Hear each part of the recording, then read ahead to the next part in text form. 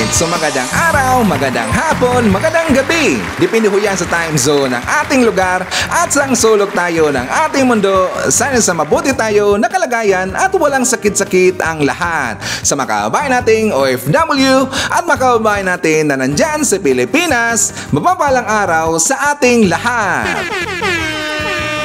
Okay, so kumusta ang lahat mga kababayan? How are you today? Well, I'm hoping na sana magandang ating gising ngayong umaga at meron tayong very energetic na aura. At sana rin po mga kababayan, ito po napaka-importante na sana po hindi nyo nakalimutan ang mag-pray ngayong araw. Kahit 1 minute lang po na magpasalamat tayo sa ating Panginoon na ngayong araw ay gumising pa tayo at magpasalamat din po tayo sa ating blessings nating na-receive araw-araw at mga blessings na hindi natin nakikita, okay? So please, don't forget to pray always every day. Sa mga kababayan, you already know the flow of our program na kung saan, before mo mag-start si Sir Ivan sa ating ibabalita dito, i-shoutout mo natin ating top 5 commenters doon sa ating last vlog. So kung magtatanong kayo kung ano yung top 5 commenters, sila po yung mga viewers natin na maraming binatawan na comment dyan sa comment section. So kung gusto nyo po na mapabilang sa ating top 5 commenters, damihan ninyo ang inyong po comment dyan sa baba, okay? So naunguna po sa ating listahan si Ma'am Shane Sibal, nandito rin po si Ma'am Weldy Sagayo, Robel Ferrer Official, Jolie Pintor, and Consuelo Corpus. O sa mga kababayan, pasalamatan rin po natin ang nagbigay sa atin ng super thanks. Thank you so much kay Aspernito, nagbigay sa atin ng 125 pesos. Thank you so much. At saka also, isa rin po natin ating mga early birds, sila si Mama Marcos Hernandez, Emi Sarino, Florifi Gumapak, silent subscriber from Baguio City, Noel Narcida, Tony Boy, Maria Midasiplon, and Salvacion Ombion. Mga kababayan, ang dami po nating nakalimutan kahapon ay balita. Sayang nga eh. But anyways, ngayon pong araw, kasi nga 'di ba, meron pa akong pinost doon sa ating community, 'di ba, yung picture po na kung saan dumating na po si Sir Ivan dito sa Saudi Arabia. 'Di ba sabi ko na meron akong napansin doon sa airport na kagaluhan mga kababayan. So dapat na po nating ibigay dito yung balita para ito po ay awareness sa lahat. So, nung dumating po si Sir Ivan doon sa Manila International Airport sa Terminal 1 mga kababayan, di ba alam ho natin, sa pagpasok doon sa entrance gate po ng Terminal 1, di ba supposed to be, meron pong scanner doon mga kababayan, na which is, i-scan po ang ating dala na baggage. Pero nung dumating po si Sir Ivan, wala pong nakita doon na scanner mga kababayan. Nanibago nga ako eh. Sabi ko, ganito na pala dito, wala nang scanner. Pero for me, hindi kasi safe yung ganun mga kababayan na kung saan hindi po i-scan yung baggage na dala-dala kasi baka meron pong taong ok-ok na meron pong dalang hindi maganda mga kababayan at saka bawal po na dalhin yon. Delikado kasi. So nanibago po ako, bakit walang dito? Walang scanner. Baka siguro mga kababayan, tinanggal mo nila temporarily kasi nga syempre holiday season at saka ayaw nila na magkaroon dito ng grabe na congestion na dyan po sa Terminal 1 kasi nga maraming bisita mga kababayan. So kaya siguro tinanggal po yung scanner. So nung papasok ng mga kababayan, dito na nga ako doon sa, 'di ba, sa mga OFW na meron tayong madaanan po na mga officer na nag-check sa ating visa mga kababayan, mga visa officers before tayo dumating doon sa check-in luggage. So aking luggage mga kababayan from the entrance po, dito na papunta po sa check-in luggage. So kaya nga hindi po in-scan ang aking bagahe. So iniisip ko, hindi talaga safe yung ganun eh. So sana po ibalik nila yung scanner for safety purposes yung makabayan.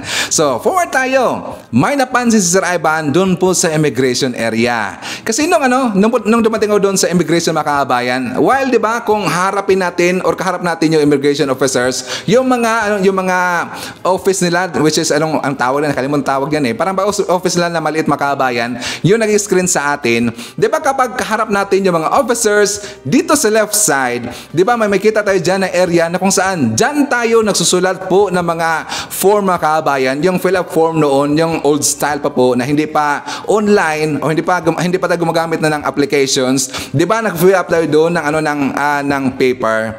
Ngayon mga kabayan, so during po sa aking doon po sa immigration, hindi talaga mawala yung mata ko dito sa may gilid kasi merong nagkumpulan mga kabayan.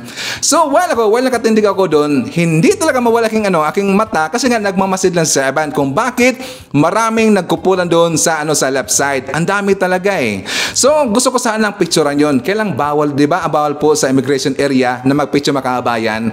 Lalong-lalo na doon po ako sa meron pong kasing malapit na na immigration officer doon sa aking area makabayan. Meron, so picturean ko sana sayang lang.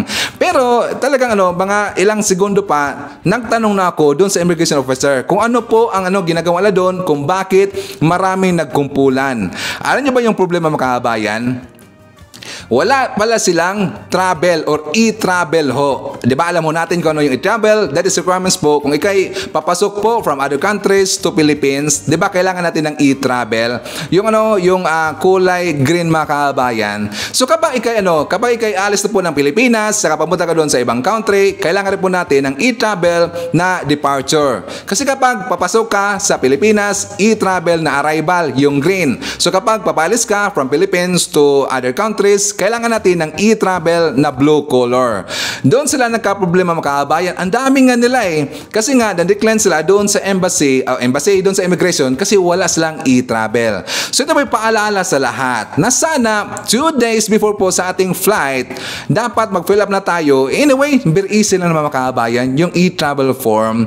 I-type nyo lang po doon sa Google na e-travel.gov.ph at meron po tayong makita po ng mga tutorials dyan sa YouTube na kung saan paano gumawa po ng e-travel mga kabayan. So para hindi na kayo ma-hassle doon sa sa immigration, gagawa na kayo ng e-travel 2 days before sa ating flight mga kabayan. So yan po yung paalala galing po kay Sir Ivan kasi marami talagang nagkumpulan mga kabayan. Sayang yung oras nila eh.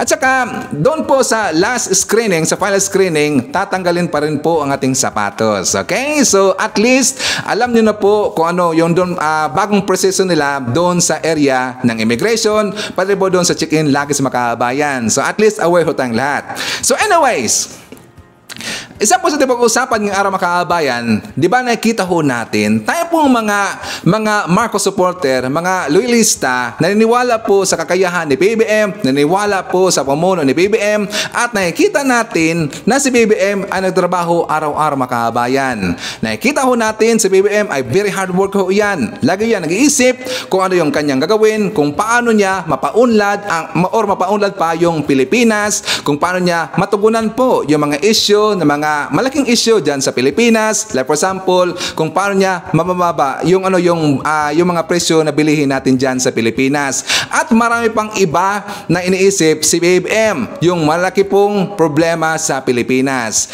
Kung gaano po ka-hard worker ating Pangulo, yan rin po ka-hard worker itong mga anti-Marcos paninira po kay PBBM mga kabayan. Nakita ko natin, double time na ho sila ngayon sa paninira to kay BBM at alam nyo ba, nag-demand sila yung mga DDS na mga rabid mga kabayan na nawagan sila kay BBM na sana daw sagutin na yung akusasyon na inilabas ni Maharlika mga kabayan, yung pulboronic video daw. Gusto nila na pasagutin na si BBM. Pero tayo pong nag-isip dito, di ba? Ang dami pong iniisip ni BBM na napaka-importante. Napaka-importante at ito po ay talagang makakatulong po sa bansang Pilipinas. Bakit pa niya titingnan po yung issue na yan at bakit pa sasagutin yung issue na yan isamantalang hindi naman yan totoo mga kabayan? Kasi alam nyo po, kapag totoo po yung video na yan, noon pa inilabas na nila ho yan. Kasi nga, sila po yung nakahanga dito na tatanggalin po sa posisyon si PBBM. At saka noon pa po, lagi na silang naninira po kay BBM, kay Efelisa, sa iba pang mga kabinete. Itong issue na pulburo makabayan, which is, di ba kapag totoo ho yan, at napatunayan ho yan ni Maharlika na meron talagang video that is impeachable po kapag merong ginagawa na ganyan yung Pangulo natin. Di ba? So noon pa man, kung gusto talaga nila na matanggal po sa posisyon si PBBM, matagal nilang inilabas yung makabayan, di ba? May plano nga sila na bukas daw, January 5 nila, na plano lang ipapalabas yung video ni makabayan. January 5, meron silang premiere day sa kanilang pulboronic video makabayan kasi nga hindi pa tapos nila i-edit yung pulboron video daw ni PBBM. Na mga mga gunggong talaga eh. Saka alam nyo, meron pong nag-feed kay Sir Ivan. Kasi nga itong viewer natin at marami pong viewers natin na nanonood rin po doon kay Hitad. Alam nyo, nanghugas kamay dito si Maharlika Makahabayan. Sabi niya, hindi niya daw nakita yung pulburon video. Naghugas kamay siya, samantalang siya yung pasimuno dito na meron pong pulburon video. At duda ako ng Makahabayan, bakit siya naghuhugas kamay dito? Kasi nga, di ba ipinalabas nila lately lang yung kanilang mga social media accounts na kung saan unti-unti na ditong tinatanggal yung mga supporter po ng China. Si Sas Rogando Sasot na meron pong fake suspension na ginawa dito sa kanyang account, Makahabayan. Mamaya pag-usapan natin yan kung bakit ko nasabi na yun po ay fake suspension ang kanyang ginawa dito sa kanyang account. Kasi ginawa na rin po yan ng grupo ni Banat Bay, Makahabayan. Di ba naalala ho natin yan? Doon po sa panahon po nila ni Mocha Oson, ni Banat Bay, at saka nabuking ngayon si Mocha Makahabayan na sabi niya na hack daw ang kanyang account, saka or na suspended daw kanyang account or na delete ba yun ang sabi niya. Pero kalaunan lang napag-alaman po ng mga followers po na ito palang account po ni Banat Bay pati po ni Mocha Oson ay dineactivate lang nila, Makahabayan, at saka kalaunan ibinalik nila. Yan po nabuking yan sila noon, Makahabayan. At yan po ginaya ni Sas Rogando Sasot. Paano rin po ni Maharlika. So ngayon pag-usapan muna natin ng konti si Maharlika kasi nga meron ng oposisyon, meron ng anti-Marcos ngayon na grabe yung paipal, Makahabayan. Nagkaroon pa nga dito ng press conference doon sa Kamuning matawag noon sa Pandesal Forum, Makahabayan. Kasi itong laos na to na politika patawag. Ayun, ang babae po na politiko, Makahabayan. Laos kasi itong ex-senator na ngaw ngayon, isang anti-Marcos. Grabe kanyang paninira po kay BBM. Ngayon, sinakyan na niya si Hitad, Makahabayan. Ano yan, Sir Ivan? Kasi aside pa po, doon sa pasabog po ni Maharlika na meron daw pulburon video si BBM na gumagamit daw ng pulburon si BBM. Di ba sinakyan ho yan ni Kusiting, Makahabayan? So lately lang, 'di ba? Meron kong sinabi kahapon na kung saan baka itong pakana po ni Maharlika kung bakit daw tinanggal ang kanyang account. That is 'di ba sabi lang dahil parang trademark issue, Makahabayan. Sinabi nga rin yan ni Malotekia lately sa kanyang interview doon sa Political Live, Makahabayan. Kahapon, sabi niya baka daw ito issue daw ng trademark kasi nga merong Maharlika Investment Funds. So kapag babanggitin daw ang pangalang Maharlika, ang maisip daw ng mga tao si Maharlika na Buljakira, Makahabayan. Yun daw ang isa sa rason kung bakit tinanggal ang account po ni Maharlika, yung Maharlika TV, Makahabayan. Pero alam ho natin ang totoo. Hindi po yan trademark issue. Kasi nga in-explain ko niyan kahapon na kung ito po yung trademark issue, meron po mga ibang vlogger, mga content creator na gumagamit po ng pangalan ng Maharlika, tinanggal sana ni Facebook, Makahabayan. 'Di ba? So, hindi po ito, for me, hindi po ito trademark issue. Pero kapag trademark issue to, well, good for her. Maganda ho yan na balita, Makahabayan. Kasi nga, siyempre, ang pangalan ng Maharlika, ulitin ko lang po, that is very prestigious na name. Ang Maharlika is for Philippines. Hindi dapat po yung Maharlika na name sa isang POK 2 times. Alam niyo na po yung POK 2 times, ulitin niyo po yung POK, hindi po doon bagay yung pangalan ng Maharlika. Ulitin ko lang po, yung Maharlika is for Philippines, hindi po sa isang POK 2 times. Diba? Hindi bagay, Makahabayan. Napakaganda po na pangalan Maharlika, pero ang gumagamit ng pangalan niyan isang walang kwenta, alam niyo na po yung hindi kontento kung ano siya ngayon, Makahabayan. Kasi nga naghangad siya dito ng posisyon diyan sa gobyerno natin, pero nung hindi siya napagbigyan dito daw ni Felisa, nakaganyan na siya. 'Di ba? Yan po yung si Hitad, Makahabayan. So ngayon nga, babalikan ho natin. Nag-double time na itong mga anti-Marcos, mga didis po ng mga anti-Marcos, at alam niyo ba, Makahabayan, may nasagap po na balita sa Sir Ivan na meron pong babalik na daw sa politics kasi nga gusto niyang sumakay dito kay Maharlika. At itong tao na to na babalik na po sa politika, nag-hiring po na isang dilawan. Hindi kayo maniniwala kung sino ang kanyang kamit, Makahabayan. Isang dilawan, so isang DDS DDS nakipag-alyado sa Dilawan mga kababayan. Ito po'y kumpirmado na ngayon ay DDS, isang Duterte Dilawan supporter na ho ngayon. Hindi na po Duterte diehard supporter mga kababayan, kundi Duterte Dilawan supporter na ang pangalan ng DDS. So ang iba, siyempre DBS, Duterte Bastos supporter. Mamaya papakita ko po aking ebidensya na kung saan nakipag-alyado na sila sa Dilawan mga kababayan. So pag-usapan rin po natin itong ginawa dito ni Jason Sa, walang kamatayan talaga na paninira dito kay PBM sa Marcos Station. Alam niyo mga kababayan, ako po'y nanaawa dito kay Jason Sa. Alam ko na alam niya yung rason na kung saan ipapakita ko mamaya ang kanyang post. Alam ko ang rason at saka kung ano yung sagot doon sa kanyang post mga kababayan. Pero pilit niyang tinatago yung totoo kasi gusto niya na ipakita po sa kanyang mga followers, gusto kasi niya na magalit po kay BBM ang kanyang mga followers mga kababayan. Mamaya, masasabi nyo talaga na may pagkatanga, may pagka-ub-ub talaga itong si Jason Sa mga kababayan. Very simple lang po ang sagot ng kanyang post. So kung yan, ipapakita natin yan mamaya. Well, siyempre, marami pang iba. Alin naman po si Sir Ivan. Palagi itong morondelan ba ng mga pasabog every time na maglalabas tayo ng mga bagong balita dito sa ating channel. Okay, so before tayo mag-start mga kababayan, siyempre, kukumustahan ko muna kayo at saka shoutout natin ating mga pinalangga po na mga legends, ang ating mga senior citizen. Hello po, kumusta? Kumusta? I'm hoping po na nasa maayos kayo na kalagayan. Kukumustahin rin natin mga kababayan ang mga pinalangga natin na mga Marcos loyalist. At syempre, nandyan rin po makabayan nating DDS all over the world. Howard din makabayan, lalong-lalo na. Maraming salamat sa Uniteam supporters. And of course, thank you so much ating mga returning viewers, mga solid supporters to ni Sir Ivan, mga suki ito sa channel, thank you so much. At maraming salamat sa mga viewers na hindi nag-skip ng ating mga commercials. Thank you so much. At syempre, i-welcome po natin ang ating mga new subscribers, mga bagong pasok sa channel. Welcome to the family and thank you po for appreciating our channel. Mga kababayan, lagi lang sinasabi na si Sir Ivan daw ang ingay ko daw dito, ang dadal ko daw, ang bilis ko daw magsalita dito at saka walang kwenta si Sir Ivan. Wala bang kwenta si Sir Ivan? Madala ba si Sir Ivan? Siguro. Kasi ang pangit naman kasi mga kababayan na yung medyo malumanay lang tayo magsalita dito. Hindi bagay po kay Sir Ivan. Kasi gusto ko na gigisingin ko kayo during po sa kung ano mang oras na gumising tayo.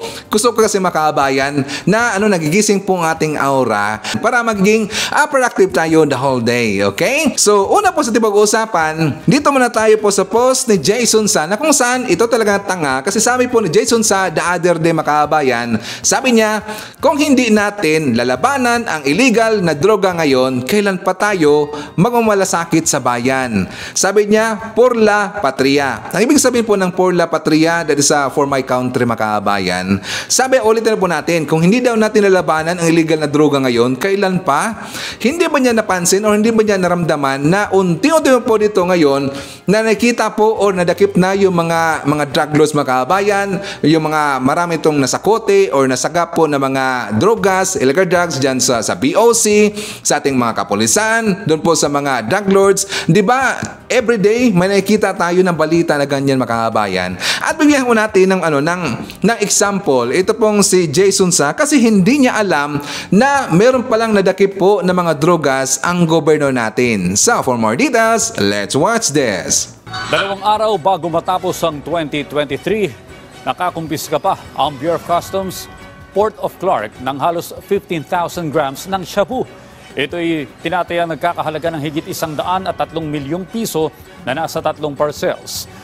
Idiniklara ang mga ito na brochures na nagmumula sa Texas, Pennsylvania at Illinois, USA na dumating sa bansa noong December 18.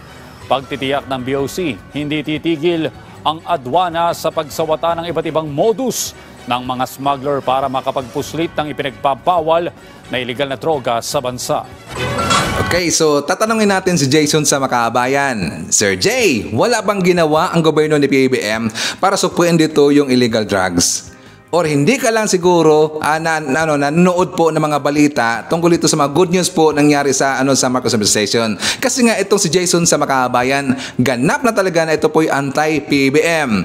Kaya nga lahat ng mga bagay na gagawin niya or mga instances na gusto niyang gawin, gusto niyang siraan po si PBBM. Pero hindi niya kasi tiningnan itong mga balita tungkol po sa illegal drugs. At saka bibigyan pa natin siya ng example Makabayan. Baka kasi on the next time, kapag siguro next time na kanya i-post mo dito tungkol na sa mga smuggler Makabayan, so bibigyan natin siya ng balita na kung saan ito good news. Nakumpiskang smuggled products umabot sa 45 billion pesos na. 45 billion pesos na mga smuggled products at saka 4 na smuggler na ipakulong na ng gobyerno. So at least Sir Jay, alam nyo na yung balita na meron pong ginagawa ang gobyerno ni BBM. Hindi po natulog ang Marcos administration. Lahat ginagawa po nila, lalong-lalo na si BBM kasi lahat po ng ginagawa ng BBM para po yan sa bansang Pilipinas. Hindi po yan katulad doon sa mga lagi pong nanira po kay BBM na kung saan wala silang pakialam mga kabayan kung masisira ba nila yung bansang Pilipinas. Kasi 'di ba, kung tira sila ng tira dito sa ating pangulo kay BBM, ito po hindi lang iniisip yung bad effect dito na kung saan kung sisiraan mo isang leader, lalo na isang pangulo makabayan, di ba na kung saan maganda po yung reputasyon po ni BBM sa ibang country, sa mga ibang leader doon sa ibang country. Gusto nilang sisiraan makabayan, gusto nilang masira dito yung relasyon po ni BBM doon sa ibang leader sa ibang bansa. Wala silang pakialam dyan kasi wala silang pakialam po sa Pilipinas. Ang iniisip lang kasi nila makabayan kung paano po mapuno ang kanilang bulsa. Kasi nga ulitin ko lang po dito, kapag ikaw po magiging critics dito ni PBBM, magiging anti-Marcos ka at like kang nanira po sa Marcos administration, mataas po ang inyong engagement makabayan. So marami pong views ang makikita ang inyong vlog. Kaya yan po ang tinahak ngayon ng ibang mga vlogger, nagbabakasakali, like for example po, yung nagdadala po ng pangalang loyalista, nagbakasakali siya, so nakipag-alyado siya doon kay Hitad, pero ganun pa rin naman ang kanyang account makabayan. Di ba nakatawa talaga nagdala ka ng pangalan ng loyalista, tapos naging anti-PBBM ka, gunggong talaga So ngayon at least alam mo natin na marami pong ginagawa si BBM, pero ito pong mga anti-Marcos, hindi sila natutulog makabayan. Ngayon, pupuntahan muna natin. Ito pong pinag-usapan po ni Malotikia doon sa Political Live kasi nga ito po tungkol kay Maharlika na kung saan ito po tungkol sa polboronic daw na video makabayan. Kasi nga nanawagan sila, sabi na sana daw sagutin na ni PBBM para daw matapos makabayan. Alam nyo, take ko dito kapag sasagutin kasi ito ni PBBM makabayan, parang magiging importante sila dito kapag sasagutin po ni BBM si Maharlika tungkol ito sa kanyang akusasyon na meron pong video na kung saan wala naman mga kabayan, magiging importante kasi itong si Maharlika. At marami pong iniisip si BBM na mas importante pa po sa mga issue niyan, yung issue po yung kanilang mga pinaghahawakan, walang kwenta kasi yan. At hindi po yan totoo mga kabayan. So mas mamarapatin po ni BBM na manahimik na lang kasi wala namang kwenta yan di ba? Marami lang po mga followers, mga sulit talaga na mga supporters si BBM na pwede pong sumagot dyan mga kabayan. At ginagamit po namin ang aming critical thinking. Lohika lang po mga kabayan. Kasi nga yung mga banat nila, walang kwenta talaga. Kasi kapag meron pong video si BBM, noon pa inilabas na nila mga kabayan. Diba? So iniisip ito ni BBM na focus na lang ho siya sa kanyang trabaho. At yung trabaho niya para po ito sa kapakanan po ng mga Pilipino. So hindi niya inisip yung mga walang kwenta po na mga issue makabayan. Pero nanawagan ngayon yung mga DDS. So, for more details, let's watch this. How do you control yung ganitong klase mga messaging na hindi pa confirmed pero lubhang nakakabahala at nakakasira po ng inyong pagkatao? Ano pong take niyo dyan, ma'am, sa mga ganyan? Hindi na critic. Dun sa tanong mo, how do you control? Hindi mo makokontrol The only way you can do that, technically, if you release, kunya nag-release si Maharlika, merong video, lumuhod, kasama sa listahan. Those three accusations are really, really very strong. Oh yeah, they're very serious ones. So you either have to have the proof or you suffer the consequences, right? So technically libel, etc. Opo. But on the other side, you are administration. And as administration, you have all the power, the levers to respond. Bakit hindi mo pinapatay yung istorya? Di ba pag may crisis, head on. Hindi totoo yan, ito. Walang katotohanan yan, ito. Ang sense ko, dahil ang pinag-ugatan ay yung pagkasarado ng SMNI, na wala man lang, di ba, ng MTRCB, ng NTC, tapos isinabay mo itong takedown, ang tingin tuloy censorship. Iyon, diba? Doon nating palabukin pa. Ito namang si PCO takes the stage and tells everyone, number one po, doon sa issue ng sagutin mo. Oo, exactly po. Ako'y naghihintay nga ganyan naman, ma'am. Wala ang problema dito sa administrasyon na ito, hindi sinasagot at nananahimik. Sa crisis management, pag may crisis, nandun ka, binibigyan ng impormasyon. Kung hindi mo bibigyan ng impormasyon, all these things will come up with their own amoeba operation. Di ba? And grow to a monster na you cannot control na rin talaga. Napakahirap mong i-control with social media. Tandaan nyo ang social media can multiply fast. So kung yan ang ihahagilapin mo sa social media, wala. Ang gagawin lang dyan, you create another site. You create mirror sites. And then, Viola, nandun. My sense, pinakukulo ang dugo ng lahat. Kasi if you have a video of the president doing illegal drugs, hindi ba yan impeachable? Oo, parang Watergate na nga yan di ba? Oo. So labanan ngayon, di ba, ang sabi, hindi ko ilalabas yan dahil pinangangakuan mutually assured destruction. Meron ng guest nun, para pag mutually assured destruction daw yan pag nagpinduto na sila ng ICC, ito pipindutin naman yung video, pareho kayo sira na. Oo. Na in the meantime, kaya nga sinasabi ko, bumalik na tayo uli sa governance. Kasi technically, napakahirap mag-alis ng duly elected. Pangalawa, yung sinasabi na sa-serve one siya ng resign or not, those are, those are speculations, those are scenarios that should not be even discussed. Ngayon, kung talagang yung call totoo at ako'y nagugulat kasi may mga may mga signing. Sabi ko, hindi ganoon na. Pero saan naabot kahit ka pumirma sa lahat ng petition? Kung hindi naman, 'di ba? Napakahirap kasi aabot tayo sa punto na magkakaroon ng implosion at yung implosion will be internal. Kawawa ang bansa natin, no? But how do you settle that?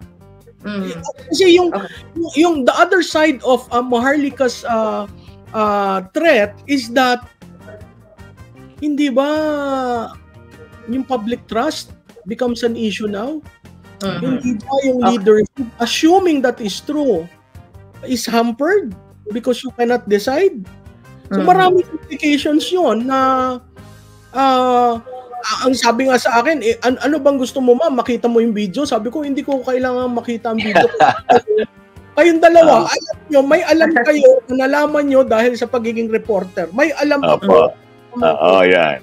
Sama-sama connection mo. Again, we're not assuming that what yun yung sinabi po ni Maharlika is saying is true. We're just talking about what she has said and analyzing yung possible implications niya. Kung totoo man na, but again, those are very serious allegations. Sabi nga ni Mamalu, if she had the guts to say it publicly, directly, outright, talagang hindi niya tinago kung sino, tignan natin kung maglalabas siya ng kanyang ebidensya. Okay. Pero you've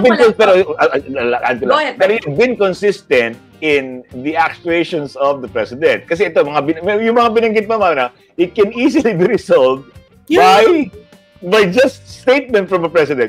Parang ganito, yung binanggit mo kanina, na cabinet resignation, it can easily be resolved by the president saying, no, you stay. I have, tapos na kagad yung usapan. Diba? Yung video na yan, yung impeachment, yung ICC. Yan ako. Yun po yung tanong ko. Sara, pwede mo namang itigil. Kasi yung mga binanggit natin po na pwede magsalita ang Pangulo tapos na kaagad yan. Mayroon siyang isa na naging natapos na kaagad. Alam niyo kung ano po yun. Para kung ano, blind item. Ano? Nung sinabi niya about the impeachment, sabi ng Pangulo, no, we will not do that. Tigil kaagad yung usapin ng impeachment. Di ba? Parang ganun po yung nangyayari. So yun yung example na the president can, and if he says something, it stops, the buck stops there eh. Di po ba? Tapos Mike, di ba, pagkasabi pa niya, parang hindi pa siya sigurado. She doesn't deserve to be impeached. Doesn't deserve to be impeached. He was thinking out loud when it was a press conference, di ba? Pero ma'am, hindi kaya baka naman ang thinking din po. Baka sabihin nung iba, supporters si PBBM, why should he dignify such, kunyari, for them, what are ridiculous accusations? Bakit pa kailangan sagutin yan from one vlogger? Baka yun naman po ang thinking. Alam mo, Ina, are you effectively governing? Kasi kahit na anong galing mong gagawin sa governance, kung merong pukol ng pukol sa'yo dito, that is shaping the presidential image, the presidential communication, na hindi ka makakapiglas informing the public what's happening kasi may doubt ang taong bayan eh. Yung ginagawa kasi ni Maharlika is a trust issue. Pinagkakatiwalaan mo pa ba itong leader na ito? Kasi nagsimula ang sabi na budol ang dami nag-agree dyan. Nabudol, yung mga magsasabi na nabudol makabayan, hindi naman nila ibinoto si PBBM.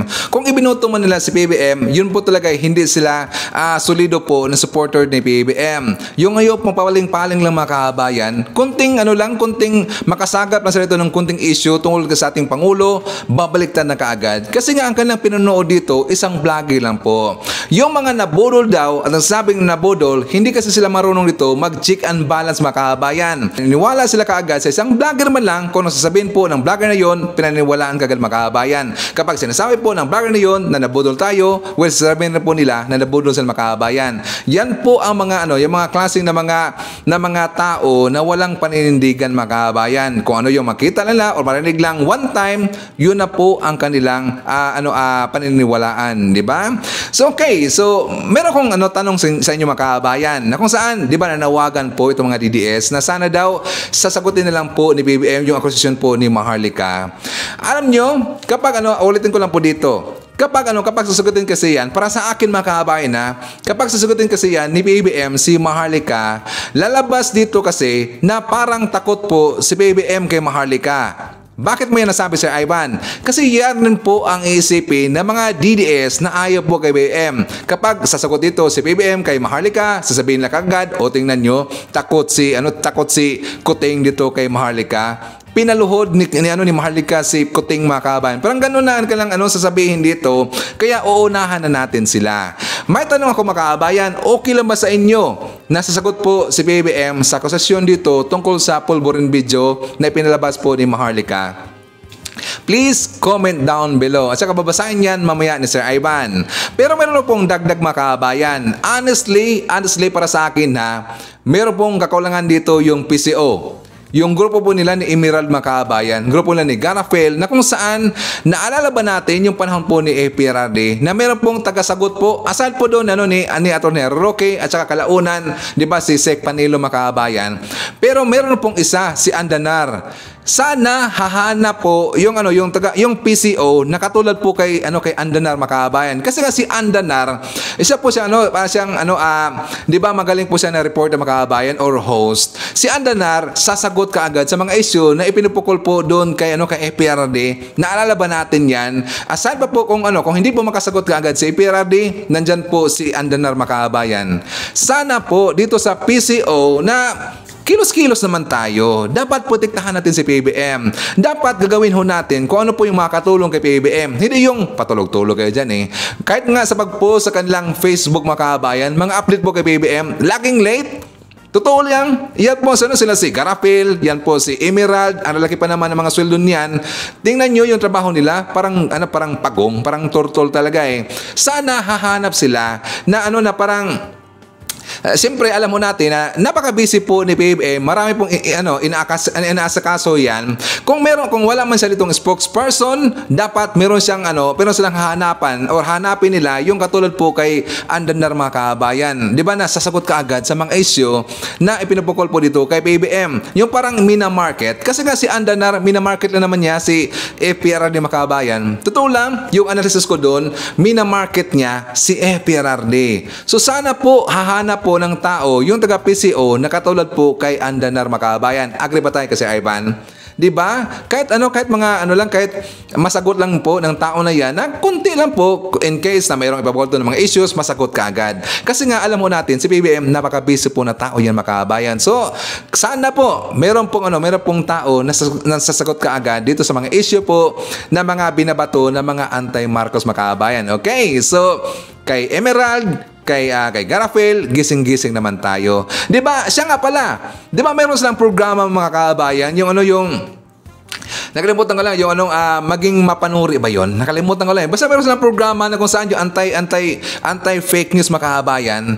Di ba tinan ko kasi ang kanilang Facebook account, hindi pa nag-start makahabayan. Kasi nga ang kanilang slogan doon, ang kanilang programa doon is anti-fake news. Kung meron pong ipinapakalat dito ng mga fake news sa tingin nila, di ba sasagutin nila kagad makahabayan. Kasi yan po ang programa nila, yung maging mapanuri. Pero bakit until now hindi pa rin gumagana ang kanilang Facebook account na maging mapanuri makabayan? Ang mga post doon, mga post lang nila ni Emerald, nila post yung kasama lang mga PCO na pangisingisi lang. Totoo naman talaga yan. Ako po talagang medyo nainis ako dito sa PCO. Sana trabaho naman tayo.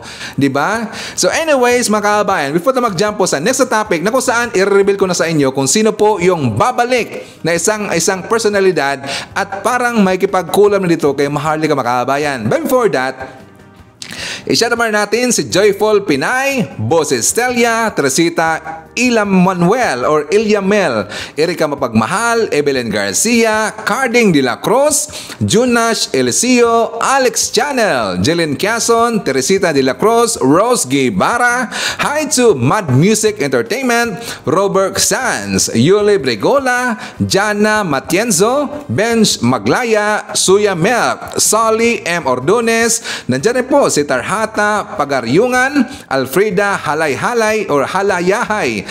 Nandiyan po si Ashin Ila Villar and Tito Rick Villar na nandyan sa Dubai. Mga kabayan, i-reveal ko na sa inyo kung sino po yung tao na yon, si Mocha Ozon. May plano siyang babalik mga kabayan. Ayon po yan ni Malotikia. Pero alam niyo ba na meron pong nasagap na balita si Sir Ivan na ito pong si Mocha Ozon kasi nga gusto nila ito makipagkulab na sa Dilawan mga kabayan, parang Voltes 5 na sila nag-bolt in para magiging mas malakas pa sila. Ngayon nakipagkulam na sila, nakipag-alyado na sa mga Dilawan mga kabayan. At alam nyo ba kung sino po yung kamiting ni Banat Bay pati po ni Mocha Ozon mga kabayan? Si Guanzon po, yung kamiting nila doon sa Japan. Nakipagkulam na sila ngayon kay Guanzon kasi nga si Guanzon anti-Marcos so yan at saka galit na galit siya dito kay PBM. So kinuha nila kung sino po dito mga may engagement po ng mga influencers kasi matawag nating influencers na po si Guanzon kasi nga like siya na-post doon sa Twitter makabayan. So matatawag nating influencers ito pong si Guanzon at makahatak talaga ito po ng mga followers. Kaya kinuha nito ni Mocha Ozon kasi nga may plano si Mocha Ozon na aanib po doon sa grupo na ni Maharlika kasi nakikita po ni Maharlika o nakikita po ni Mocha Ozon na lumalakas ang grupo nila ni Maharlika. Di ba lately lang merong ginagawa dito na joint video conference sila si Bagong Lipunan, nag-collab na sila si Sasot, si Joy De Vera, si Pibos Conanan at saka ito si Maharlika makabayan. So ang grupo dito ni Banat Bay pati po ito si Mocha Ozon gusto yatang aanib na kasi nga nagmamadali na sila dito na tatanggalin po sa pwesto si PBM. At para po meron tayong dagdag information tungkol dito kay Mocha Ozon, ipapakita ko sa inyo yung sinabi po ni Malotikia makabayan. So for more details, let's watch this. Kita natin itong pagpasok ng taon, mukhang may resurgence. Unang-una, nagulat ako na si Mocha babalik, no? Babalik daw eh. Sabi mo, ang bali-balita ay magbabalik si Mocha Uzon sa social media. She's going to be very active again. How do you think will her character re-entry in the social media scene affect the political landscape? We cannot deny how influential she was when she was very active. Yung member nga siya ng PCO dati. Okay. Ano yan? How do you think will that affect the narrative, her being a known supporter of the Dutertes? Alam mo, Ina, it will be very effective since nakikita na natin na nagjo-joint, anong tawag doon? Nagjo-joint video sila eh. Diba? Hindi na lang tingnan mo yung napansin ko nga yan. Tama. Si Maharlika lang, si Sas. Ngayon, nagsasama-sama. Nag-interguesting po sila. Parang gano'n. Diba? Sa different platforms. And they are playing it wisely. Because by putting together the supporters of A, B, C, D in one platform, you're telling everyone that, it's not only me. We are many. Solidarity. In the moment Mocha comes into the picture, she galvanizes support of the Dutertes. Okay. So, and tinan mo yun, nakita natin yun sa Twitter, nakita ko si dating Commissioner Guanzon, si Mocha at si Banat Bay sa Tokyo. Friends na daw sila. Oo, talaga? Ganyan. Kumakain sila sa restaurant sa Japan. Di ba, Mike? Yun, cryptic yun. Cryptic yun. Di ba? So, ganito, alam mo, sa industriya ko, kailangan malaro ang isip mo eh. May ganyan talaga. Kasi kung hindi ka malaro, hindi mo makikita yung ano ba talaga nangyayari. Pero yan, sa tingin ko, Ina, we will see the day when 5 of them in one video, probably 10 of them in one video, all discussing things.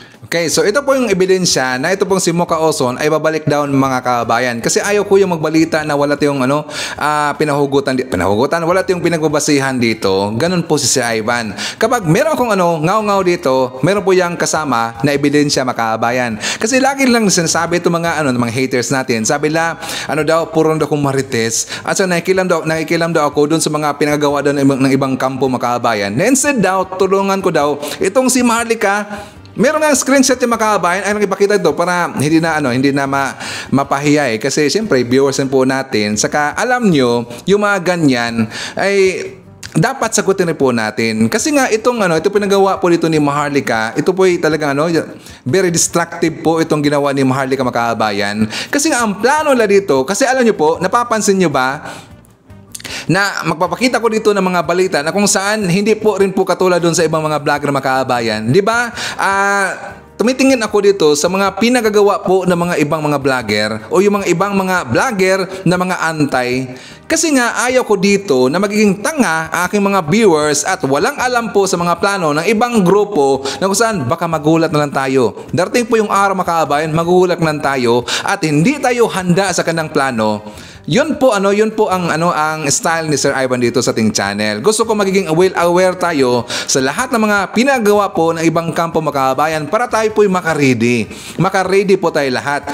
Magiging ready nga pala. Magiging ready tayo lahat na in case po na meron na silang gagawin dito ng mga hakbang, dapat alam rin po natin para alam natin ating gagawin mga kabayan. So yan po ang style ni Sir Ivan. Sabi ng iba mga haters, chismis lang daw eh. Hindi po yan chismis. Dapat alam ho natin that is awareness mga kabayan. At the same time, nagbabalita rin po sa Ivan ng mga good news. Pero ito rin po, ibabalita rin po natin yung mga ginagawa ng ibang mga mapanirang nilalang mga kabayan. Diba?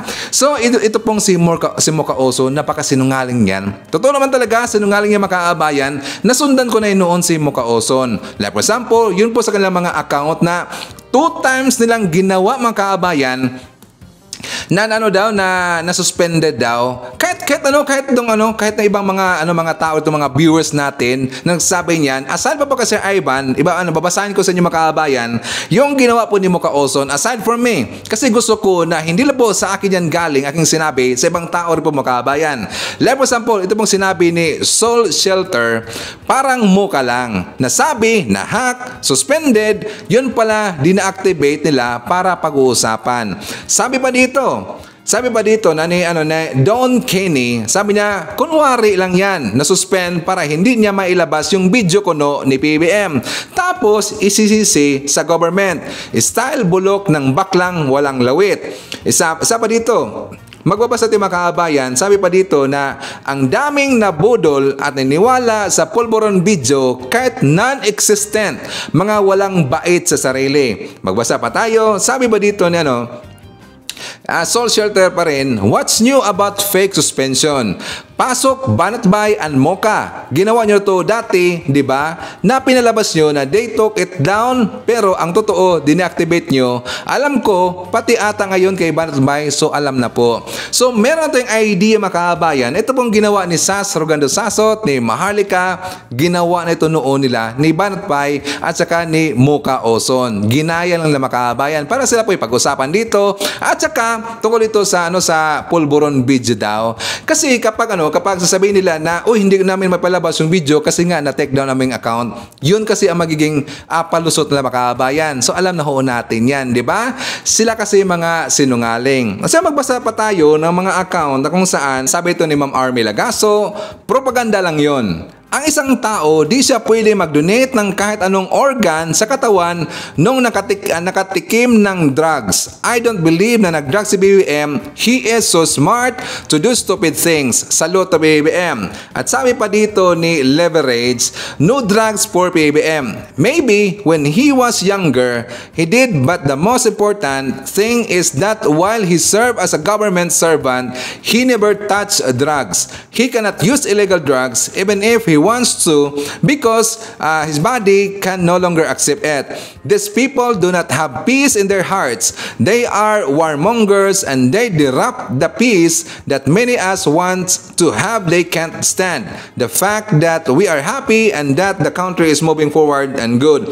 Isa pa makabayan, sabi dito ni Nathaniel, lahat ng problema ngayon ay inggit. Hindi niyo nakikita na si BBM ay ginagawa ang lahat para umunlad ang Pilipinas.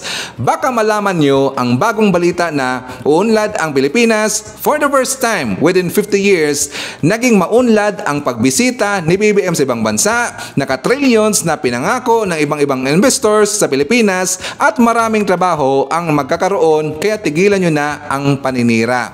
So ngayon po mga Marcos supporter, mga Marcos loyalist, galit na po dito sa mga paninira po na ginagawa ng mga anti-Marcos mga kabayan. Saka, mabasahin po natin ang comment ni Harry de Quilla. Maari po talaga siguro na natikman ni PBM ang nasabing substance o drugs during his younger days. Pero considering po na naidonate niya ang isang kidney niya sa kanyang ama, paano ang kanyang kalusugan kung hanggang ngayon gumagamit siya? Nakikita naman natin ngayon kung gaano siya ka-fit and healthy. At totoo yan mga kabayan, di ba? So ito kasi yung mga paninira po ng mga anti-Marcos, walang kwenta ho yung makabayan. At alam niyo ba, ito isusumbong ko sa inyo, napaka-sinungaling po itong ni Sasot. Bakit Sir Ivan? Kasi last December 1, 2023, meron pong post yan si Sasot doon sa kanyang Facebook account na kung saan in-screenshot niya isang account po doon sa Twitter na kung saan ang pangalan ay For the Motherland. Sabi niya, hindi daw sa kanya ang kanyang iyang account ni makabayan. For the Motherland, hindi niya account. Pero alam nyo, kung mabasihan dito sa Twitter po, until now or today or kahapon, marami pong mga post, sunod-sunod po itong si Sasot mga kabayan. Like for example, ito kanina lang, kahapon nga pala, sabi dito, hindi nyo kami mapapatahimik, lalabas at lalabas din ang totoo. Sabi ba dito, my entire FB account was deleted. Who did this? The US government, Philippine government, or both? Di ba, nabasa na ho natin yan sa kanyang vlog mga kabayan, o sa vlog niya mga kabayan. So which means, at marami pang iba, sunod-sunod talaga yung post po ni Sasot na kung saan ito'y nagpapatunay na itong For the Motherland po na Twitter account sa kanya ito mga kabayan. Siya po'y nagsungaling na kung saan sabi niya, Public service announcement, this Twitter account is not mine. Wala po akong Twitter. Napakasunungaling gunggong na yan. Yung bakla niya mga kabayan, napakasunungaling talaga eh. Alam ho namin sa kanya yan kasi noon, nung nagko-comment kami sa kanyang mga post mga kabayan, siya rin po mismo ang nagre-reply at alam ho namin ang kanyang style sa pag-reply. Alam ho namin kung iba na yung mag-reply, pero si Sasot, alam ho namin ang kanyang linyahan mga kabayan. So kami ay masasabi talaga namin na itong Twitter account po ni Sasot diyan sa Twitter, siya po talaga yung makabayan. Pero bakit niya pinagtakpan, di ba? Kasi kapag titira sa dito sa mga Marcos supporters, sa mga Marcos loyalists, sasabihin nila na hindi po ito si Sasot, ibang tao to. Baka trolls ito. Pero ang totoo niyan, account po yan ni Sasot makabayan. So huwag kayong magpalinlang, sinungaling po yang si Sasot makabayan. Okay? So anyways mga kabayan, yan po yung mga nakalap ng mga balitang ngayong araw. Kung nakaabot ka po sa portion to, sana nakapag-like na ho tayo. Libre po ang mag-share, libre din ang subscribe. Again, maraming salamat sa mga viewers na hindi nag-skip ng ating mga commercials. Thank you so much. At before po natin tatapusin ang programa ngayong araw, sana sabayan nyo si Sir Ivan para sa ating live messaging prayer. Mahal na Panginoon, sa pagising ko po sa bawat umaga, ako po ay nagpapasalamat sa iyong pagmamahal. Ngayong araw, dalangin ko na mabigyan mo po ako ng karunungan upang maharap ang anumang sitwasyon na darating sa aking buhay. Sa ngalan ni Hesukristo, Amen. So maraming salamat mga kababayan, and I hope to see you again on my next video. BBM Sara, BBM Sara, pagkakaisa patungo sa ginhawa. BBM Sara, BBM Sara, para sa kinabukasan naming mga bata. BBM Sara, BBM Sara, walang imposible na kapag nagsama-sama. BBM Sara, BBM Sara, ang presidente at ang bisi